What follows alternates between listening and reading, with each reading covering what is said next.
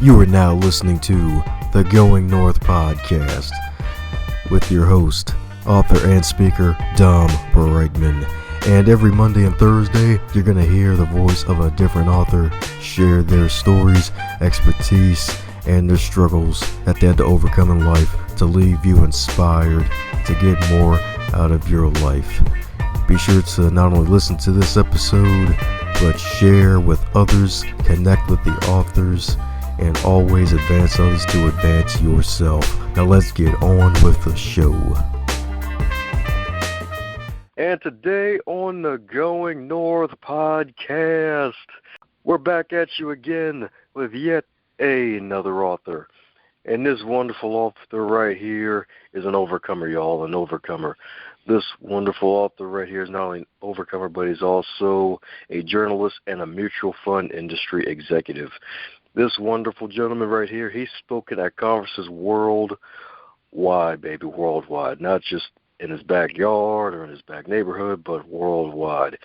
And he's also the author of multiple books indeed, and they look a lot at alcoholism and recovery and the role of the cortisol and relapse. And he's going to be talking more about that today because I have none other than the only Scott Stevens. How are you today, sir? I'm doing fantastic, Dom, and it's an honor to be on the program. Thank you for having me. Woohoo! Glad to have you on, man. And if I'm doing math right, it's been about 8 years and counting since you overcame alcoholism. Yeah, and it's still a work in progress. You're never recovered. You're always recovering. So I'm always diligent about the relationship I had with alcohol, what my relationship with it is today, and certainly looking forward, keeping my eyes.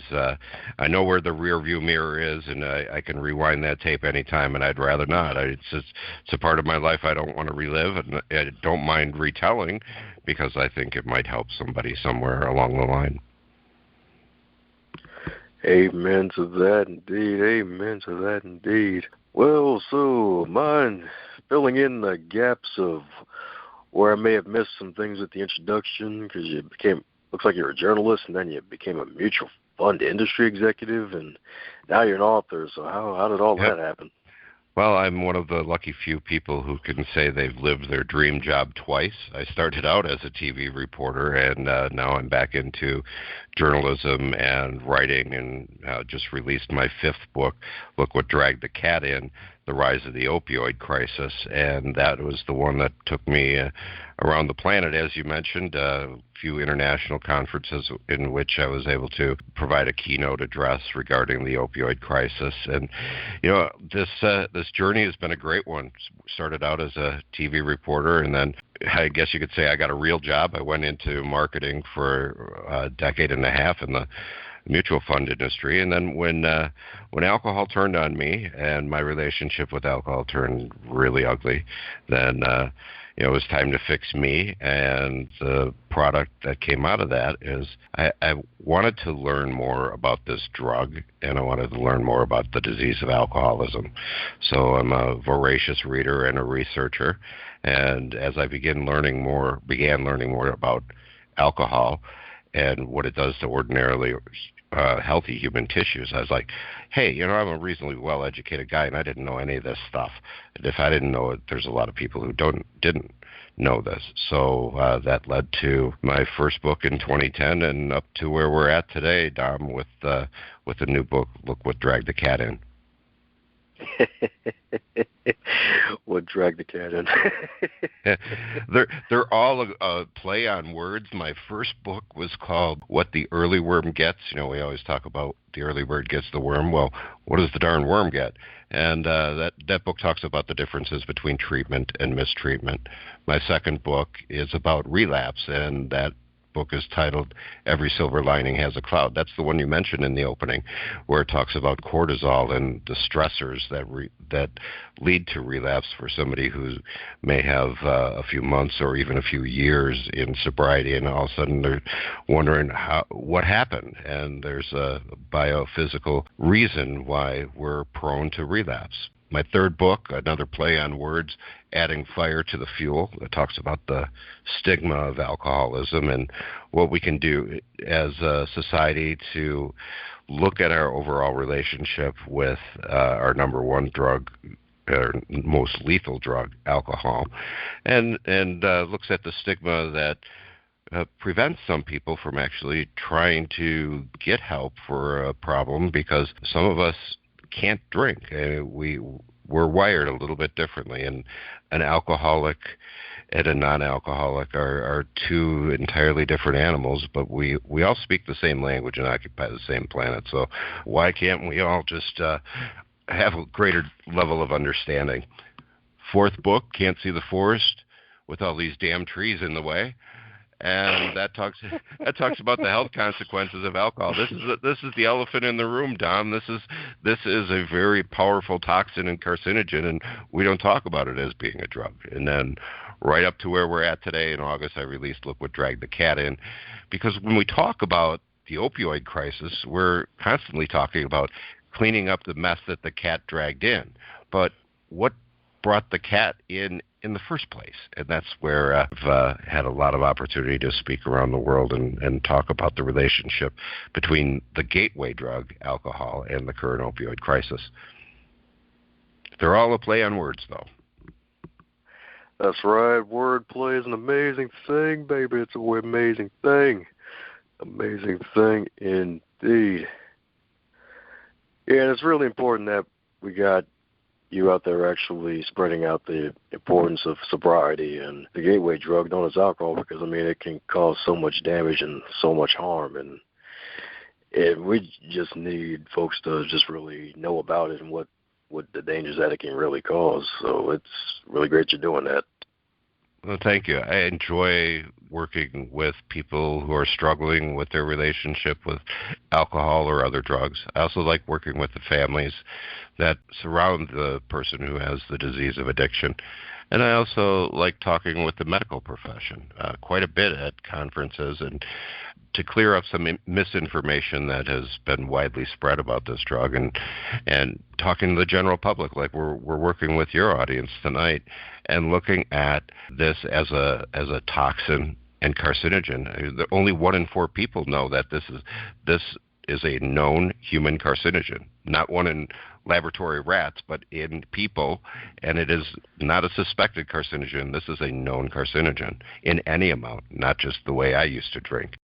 Yeah, that's true, and the amounts can vary from person to person depending on their habits, if they have actual healthy habits with it. Well, and that is the point that I bring across in all 5 of these books, is that we've been misled on what is responsible drinking, because is there really a responsible way to drink a toxin and known carcinogen? When I looked at all the research regarding especially the disease of cancer, where oncologist after oncologist is saying there's no amount, not moderation, not a sip, there's no amount that should be considered safe. So in that regard, the concept of moderate drinking or drinking in moderation, drinking responsibly is really kind of it's a red herring that the alcohol industry throws out there, because of course, if we talked about drinking in the same regard that we talk about smoking and being physically dangerous in any amount, then that's their livelihood, and that's the industry that they're in, is to promote use of the drug that they make.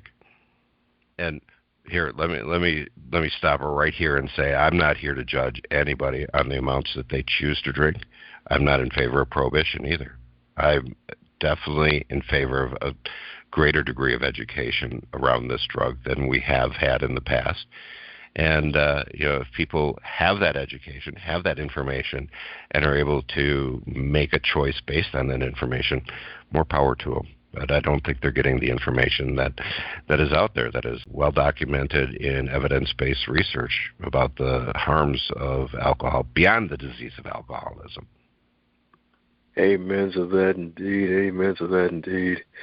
And information is one heck of a powerful thing. So in addition to the wonderful information that you found and that you share with others in your books, what else is probably helped contribute to your success in staying sober for this long and counting?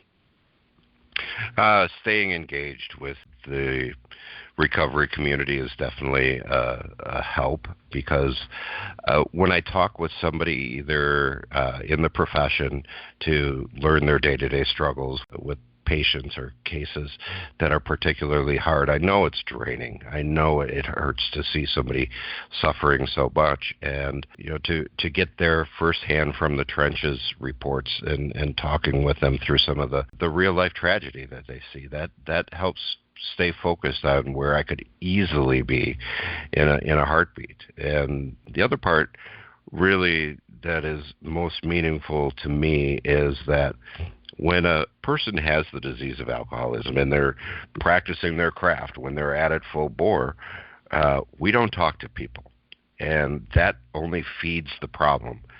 So as I've matured more into my recovery, it's so important to stay engaged with real communication, talking to people face to face, eyeball to eyeball, and not on a text or on an email. Certainly I write my books in a communicative style, but no substitute at all for having a sit-down, emotional, intelligent conversation with somebody that you're emotionally and intelligently engaged with.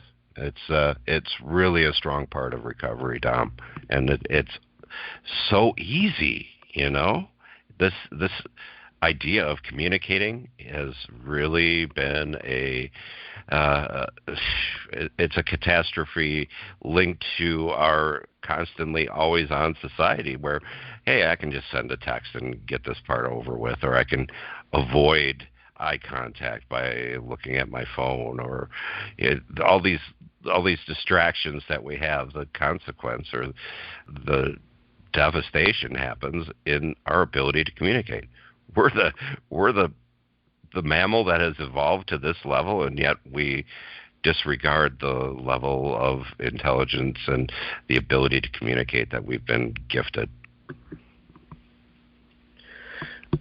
So true indeed, so true indeed. And that's really an important thing you just said there, just staying engaged and with your fellow humans face to face as opposed to just the whole text, email sort of thing. Because, that's kind of like a lost art these days, especially in a lot of the younger generations. like myself, it's like you get so used to this thing. It's like, it's quick, it's effective, woo! But you'll lose like the ability to at least be able to read body language and just basically like reading the cues and just hearing their different tones and seeing and just hearing how it differs, and just all those important facets you're just missing just from simple one-on-one conversations. Right, and I love the way you put it. It's a lost art. We've separated ourselves from this, and it really is an art form. But it's also very human. It is part of our humanity to verbalize, to talk about the things we don't talk about, to discuss emotions, to discuss the things that are bothering us or the things we really enjoy. All of those things are an important part, not just of recovery, but of our society and of our community as a whole, where our community is the human community, not just the people on our block or the people in our immediate families. Oh, yeah. Oh, yes, indeed. So do you think the wonderful conversations have helped you to write more? Because, there's a lot of folks out there, they may have that book in them and they haven't gotten it out yet, and you got 4 out now. So it's like you think that may have contributed to your current success with your books? I think so. I was near death twice with my disease of alcoholism, and a lot of it is it was pretty scary. This is the only drug, one of only 2 drugs, I should say, where the withdrawal can actually be fatal. The other is benzodiazepines. Think of anti-anxiety pills like Ativan, for example, or Xanax. Withdrawal from benzodiazepines can kill you, and withdrawal from alcohol can kill you. And I almost died from alcohol withdrawal.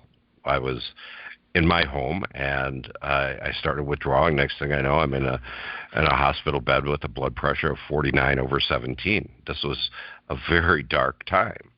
And then the other time I almost died, I drank myself pretty close to oblivion. I was at the airport waiting for an airplane, and as was my habit at the time, I would drink heavily before getting on the airplane because nobody wants to sober up at 30,000 feet. I had become a maintenance drinker at that point. I wasn't drinking for the effect. I was drinking to avoid the effect of withdrawal, shaking and sweating, and because I was so afraid of withdrawal killing me. Well, I just kept on feeding the beast. And, well, I drank a bottle of Jack Daniels on my way to the airport. I passed out, woke up in an ER with a blood alcohol concentration of 0.612. And by way of reference, 0.40 is what killed singer Amy Winehouse. So that is a lot of alcohol. My tolerance is crazy because of my relationship with alcohol. And so at that point, neither of those were an indication for me to stop. I just kept on with the disease of alcoholism because it's one of the only diseases that convinces you don't have it. And I was convinced that, okay, well, it's just a fluke, and look, hey, it didn't kill me. But in retrospect, all of this has led to my communication through my books, through the conferences that I attend, and through the people with whom I speak on a one-to-one basis or in small groups. It is cathartic for me to be able to communicate, but it's also inspirational to them to say, hey, look, if this bozo can stay sober for 8 years, I think I got a good shot at it. There you go. And glad you're still alive to tell the tale. I mean, 2 near-death experiences, that's, oh my gosh. All because I valued my next drink of Jack Daniels more than I valued my next breath. And that is, at essence, what my drinking, my relationship with alcohol had become. And it wasn't always that way. It doesn't always start out drinking 2+ liters of Jack Daniels every day. It starts with the first drink. And it carries on. Some people may never get to that point, and God bless them. They avoid the disease of alcoholism, and they avoid a lot of these other health consequences that I speak about in my 5 books. Every one of them has a chapter on the health consequences. And if they look at their relationship with alcohol from that perspective of this being unhealthy, not just from car wrecks or cirrhosis of the liver or the disease of alcoholism, but in general. And that's the message that I like to work with people on. And indulge me for a second here. I think it takes a constellation of different things to get a person to the point of trying sobriety and entering recovery. It takes a nudge from the judge if you've been arrested for a DUI, and if you've gotten a nudge from the missus or the spouse, the significant other in your life, to say, hey, your drinking has become bothersome, or do you remember what you did last night? And those are just 2 stars in this whole constellation of things. And having people encourage you to go to treatment, those are more stars in here. And this part about alcohol having health consequences in general is another star in that constellation. And for some people that might be enough on its own to help them evaluate their relationship with alcohol, and for other people it might just be the final star in the constellation that makes it appear as a whole. Yeah. Sometimes you just got to keep on knocking on that door until it finally opens, right? That's true. There are a lot of people who, well, let me put it this way. This is a relapsing disease. There are people who try sobriety and they relapse. The relapse rate is over 90%. So 9 out of 10 people who stop drinking start up again. And that is just the nature of this disease. It's no different than diabetes relapse or cancer coming out of remission. In fact, the rates of relapse for diabetes are almost as high as they are with alcohol. And with diabetes, it's a simple matter, well, relatively simple or comparatively simple matter of watching what you eat and maintaining a healthy lifestyle. And with the disease of alcoholism, you've got a disease that convinces you you don't have it. So it does take a little bit more work. But we have a relapsing disease here. And the key message in my second book, Every Silver Lining Has a Cloud, is a relapse can mean one of two things. It can mean the end of your sobriety and probably eventually the end of your life, because this drug will take your life. Or it can mean, hey, I've got another shot at starting over again. And I encourage people, hey, relapse isn't the end. This is another opportunity. Get knocked down 6 times, get up 7. Oh, yeah, that's right. Keep on getting back up and keep on keeping on forward. Oh, yes, indeed. So what do you think is probably one of the biggest contributors to just relapsing? Well, we do live in a drug-oriented culture. The drug of choice in the world is alcohol. It is celebrated. It's widely accepted and considered sociable. So we run into any situation, whether it's in our nuclear family, whether it's in our community, even a church festival, it is odd to not have a beer tent. So it's all around us, and it's pervasive in our media and in our advertising. I spend a great deal of Look What Dragged the Cat In talking about the role of alcohol advertising in grooming our youngest generation to be a generation of self-medicated drug users.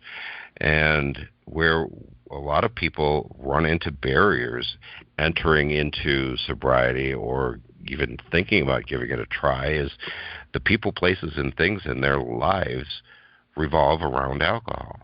So we need to address the pervasiveness of that drug in their lives.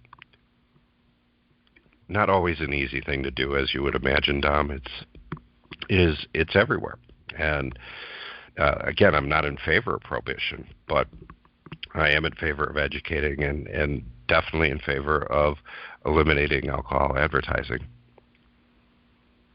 Oh, yes, sir, indeed. Yes, sir, indeed. So with writing your books, I'm pretty sure there have been some others that have inspired you to put them into print. Mind sharing a title or two that have inspired you? The most inspirational book I've ever read is Man's Search for Meaning by Viktor Frankl. This is a guy who survived the worst that Nazi Germany could dish out back in the 40s and late 30s in a concentration camp. He lived on, and I can see how easy it would be bitter and broken, but he took this and became one of the greatest psychology minds in the world just by evaluating what goes through our minds in our deepest, darkest hours, as he clearly lived through, and how to make that a transformation. What is my meaning here? And that book I've reread several times, and it's just so eloquent and so real. You can, and he doesn't spend a whole lot of time dwelling on his experience in his day to day. This isn't a diary, but it is a remarkable journey that he brings us through in evaluating our own thoughts and our own positioning of ourselves in our community and in our family, and what do we mean to them, and what do we believe we mean. And not every time are those going to be the same thing. So great book, and the most inspirational that I've read. And I'm a voracious reader, and I love getting my hands on good books. There are a number of neuroscience journals and things like that are on my regular reading list, and these are tremendously dry medical jargon books, but they paint a fascinating picture about what this drug does to you rather than what it does for you. And so I find inspiration in some of the great medical minds that are doing the research at University of Michigan and certainly Johns Hopkins University and their Center for Alcohol Marketing to the Youth, and looking at how dire the situation is when we talk about the exposure that we're putting our kids to. And this is a lifetime pattern that we set up for them at a very early age. So reading all these things is energizing for me. But by and large, Man's Search for Meaning, that book by Viktor Frankl, is recommended reading. It helps turn a light on for me, and I think for everybody I've recommended it to as well. Agreed with that. That book is definitely a powerful one. It's been a bestseller for years because it's just that powerful indeed. It's kind of like on par with The Alchemist, if not surpassing that one. Oh yeah, there's the Four Agreements. That book has been inspirational to a lot of people in recovery, and it has universal appeal. It is based on ancient Native American ritual and beliefs, but it's much deeper than that. It spans cultures and generations, and I mean the people to whom that thinking is credited to, their culture no longer exists, but their words live on, and it's very powerful stuff. That's right, very powerful stuff indeed. And I also love the fact that you actually add medical research behind what you're doing as well. It just gives another edge to that for those who love statistics and things like that. Mm-hmm. I think it's very important, especially dealing with a very sensitive, a very hot-button topic, the way alcohol is. I mean, people have an emotional attachment to this. It is not just talking about aspirin. We're talking about something that is available so widely and ingrained so deeply into our culture, and especially here in the U.S., because we did ban it for a while back in the 20s and had the whole experience of prohibition, and that colored a lot of the language that our dialogue with alcohol contains. And to have 5 books out on this topic, on the topic of alcohol and alcohol use disorders and alcohol and health and alcohol's use as a gateway drug or role as a gateway drug, is going to it's definitely a lightning rod. I'll tell you that. And people will bring up a lot of arguments, but when it comes to alcohol, there's a great big deal of mythology surrounding the topic of alcohol. For example, the idea that red wine is good for your heart, and that was discredited 10 years ago. It was, first of all, paid for by the wine industry. Wow. And second of all, it is this resveratrol, which is a component of the skin of the grapes, that is good for you. And in order to get enough of that in a glass or in red wine, you'd pretty much have to drink a barrel, and you'd be pickled by the time you get the health benefits from it. In the meantime, alcohol raids your body of B vitamins, which are essential for heart health. So you're never going to get enough of the resveratrol to combat the alcohol that's in the wine. But that's just an example of the mythology that surrounds this drug, and why I'm so diligent about following the research and putting it in each of these books to say, hey, look, you're entitled to your own facts, or your own opinions. You're entitled to your own opinions, but you're not entitled to your own facts. And these are the facts. This is what science says when we strip the emotion out of the dialogue about alcohol. Very true indeed. It's kind of funny how some of them studies, or at least some of those, I guess, news articles and TV slots work out, where they be like, hey, red wine's good for your heart. No, it's actually bad. Hey, coffee's good. Coffee's bad. This is bad. That's good. And just go through this back and forth thing. Mm-hmm. It's confusing folks that follow it, and it's kind of almost like, I may have to really go to the source or the horse for the source for this one to really confirms, like, okay, what's really behind this? Mm-hmm. And that is where we have to begin, or we really have to look at the news business as a business. News is not a service. In many cases, it is a disservice, in that Okay, how does a news operation make its money? They make it through advertising. How does a TV station or a TV network make its money? Through advertising. Who's the leading advertiser on network television? Alcohol, the beverage industry. So it isn't likely that the news business is going to bite the hand that feeds it and come out with the top story on the newscast to say any amount of alcohol is unsafe. That is their number one source of revenue, not necessarily for the news operation, but for the network as a whole.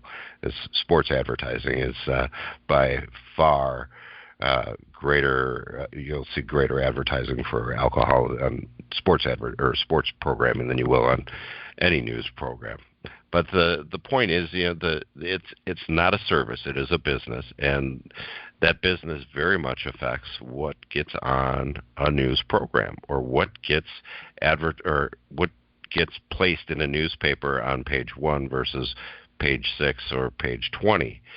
So these studies are very underrated, underexposed, in that when we rely on our sources for information, certainly you can't believe everything you read on the internet, but you also got to look with a bit more of a subjective eye on what we're seeing on the newscast and what we're seeing in a newspaper. And that comes from my background as a journalist as well, and not just from my role as a researcher in the alcohol field. Definitely plenty of misinformation about this drug out there, or plenty of information that's available but not readily published in our mainstream sources of news. Or fake news, as some would say, right? Yeah, so somebody said that, yeah. Allegedly, Facebook is cracking down on fake news, but I think I've seen more of it. It's like, hey, buddy, we got some ad money for you. What is this, fake news? No, it's not. The ad money says it's real. Uh-huh. Oh, man. Well, one of my other businesses is a social media marketing business, and I find it funny that Facebook in one breath says that they're cutting down on fake news, but in the very next sentence they're saying that you can post something as with the tag breaking news once a day. So so far as I know, neither you nor I have a great deal of breaking news, certainly not breaking news every day. So how did we get this power to promote something as breaking news on a network or on a medium that is promoting getting rid of fake news? That's a head scratcher. Oh, yeah, especially the folks who like to troll and try to use that for evil. It's like, all right, local cat climbs a tree, breaking news. Breaking news, yep. Oh, man. Local guy breaks his knee, breaking news. Oh. Martial law. Ew. Oh, man. Yeah. Well, with all of your knowledge and experience, if you were to take all of it and you were to wake up tomorrow and you're 25 again, but this time in the year of 2018, what advice would you give to yourself? Don't drink, but, I have no regrets. As dark and as twisted as this journey has become, or was at one point, I'm exactly where I'm supposed to be right now. I am doing something I love, something I'm passionate about, and any step that I altered along the way would take away from where I am right now, and I'm right where I need to be. I have a great relationship with my children, and I've always treasured that. When I was 25, I was still 7 years away from having my first child, but it was a value instilled in me very early on that I believed at when I was 25. I believed when I was drinking, but didn't show it as much because my primary relationship was with alcohol. But it's still a very key component of the life that I have today. So going back, no regrets. There's no resentment over anything that has happened during the darker periods of my life, because then I would have to discount some of the most treasured moments I have in my life, including the next breath that I draw. Amen indeed. Amen to that indeed. Well, all righty. For those who want to keep in contact with you and all that you're doing? How do we keep in touch with you? Many, many ways. I am on Facebook, and that is under Real Alcohologist.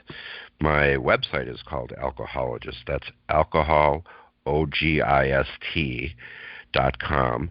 That's my primary website, and I love interacting with people who have read my books, and my email address is right there on the website. I interact, I respond to everything that I get, whether it's from somebody who wants to attempt to poke holes in the research that I bring forward, or if it's somebody who's struggling the same way I once struggled, or a family that is going through that. I'm also available on Twitter and numbers of other social media platforms, but the primary one is my website, alcohologist.com. My books are available, all 5 of them are available on Amazon. My name, I have an author page on there, Scott Stevens. I'm not the hockey player Scott Stevens, I'm a different one. I have all my real teeth. And the 5 books are all there on Amazon as well, starting with What the Early Worm Gets, Every Silver Lining Has a Cloud, Adding Fire to the Fuel, I Can't See the Forest with All These Damn Trees in the Way, and then, of course, this year's new release, Look What Dragged the Cat In, The Rise of the Opioid Crisis. To have, you could look up any one of those titles, and I say Amazon only because Amazon is the 800-pound gorilla here, but anywhere where books are sold, you can get my stuff. Okay, I have it's worldwide. I'm sold in 49 countries without a foreign language translation, so I think I might be doing something right. Knock wood. But anywhere where books are sold, you can get my content. Just ask the librarian if you don't, or the bookseller if you don't see it on the shelves. But all the online sources definitely have access to it. Oh yeah, indeed. I'm definitely gonna check out the book with the trees. It's definitely an eye-opener, Tom. I'm telling you, there are 19 different studies that I point out in there, because alcohol is tied into 60 different diseases aside from the disease of alcoholism. And it talks about how alcohol acts on the body to increase the risk of cancer, because this drug is so toxic it actually changes your DNA. So the earlier you start drinking, the earlier you begin your relationship with alcohol, the more damage it does, because our bodies are growing until we're at the age of 25. So it looks at how it changes the DNA, but also looks at later in life. This is and I cover a whole chapter in I Can't See the Forest with All These Damn Trees in the Way. I cover a whole chapter on dementia and brain health. And this drug is tied to early onset dementia, especially in you and me. For men, this is a very big concern. Talks about, stroke risk. It is crazy that 1 in 5 strokes in this country is alcohol related. And yet we don't talk about it. That risk goes up instantly with the first drink and remains elevated, doubled for the next 2 hours. Why don't we know this? Why isn't this on a warning label somewhere? Or why is this one of those things that we don't talk about? That's what inspired me to put a chapter on the health consequences in each book, and make that 4th book dedicated entirely to the health consequences, to go through that evidence-based research and say, hey, look, here it is. And it's not just me telling you because I can't drink. Guess what? Just because I stopped drinking doesn't mean Lynchburg, Tennessee rolled up and blew away. They're still making this drug out there. So educate yourself and then make a decision about your next one. Oh yeah, especially with that research, that chapter on dementia. That's something that's huge in this country. Heck, I lost my father to dementia, so definitely check that out and pick up that book, as well as the other ones. That's right. With all the trees in the way, they manifest into magical books and knowledge. So any parting words for the folks still listening? I appreciate the opportunity to speak with anybody one-on-one about some challenges that they may be facing with this drug or any other drug. But definitely, if you've ever been told by a loved one that that your drinking is a problem or that your relationship with any other drug is a problem, take that very seriously, because it takes a hell of a lot of courage for somebody to confront somebody else on that matter. So if somebody said that to you, take it to heart and do some self-examination with your relationship with this drug or any others. Thanks a bunch for your listening ears on the Going North podcast. I hope you really, really enjoyed that episode. If you enjoyed the episode, be sure to share it with your friends and family, especially those who love podcasts and love listening to some inspiration and motivation.